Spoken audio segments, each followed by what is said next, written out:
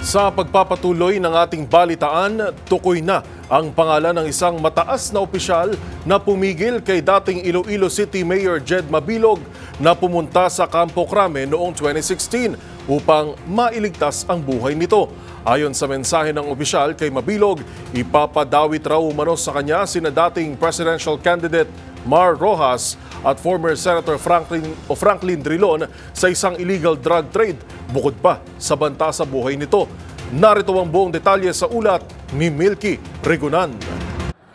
Si dating PNP Chief Police General Camilo Casculan ang nagsalba umano sa buhay ni dating Iloilo City Mayor Jed Mabilog at sinabihan siyang huwag pumunta sa Campo Crame noong 2016.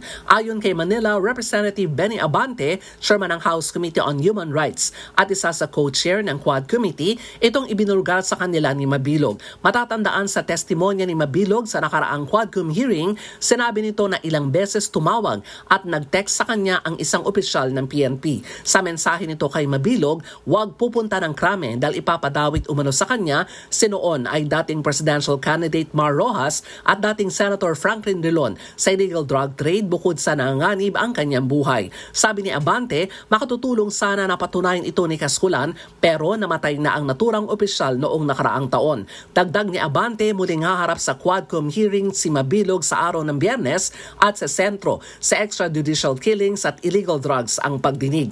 Nagkumpirma na rin si Davao City Representative Paulo Duterte na dadalo sa Quadcom hearing para tanungin ang ilang resource persons dahil nadadawit ang pangalan ng kanyang ama sa isyu ng EJK at illegal drugs. Para sa MBC TV Network News, ako si Milky Regunan, una sa Pilipinas, una sa Pilipino.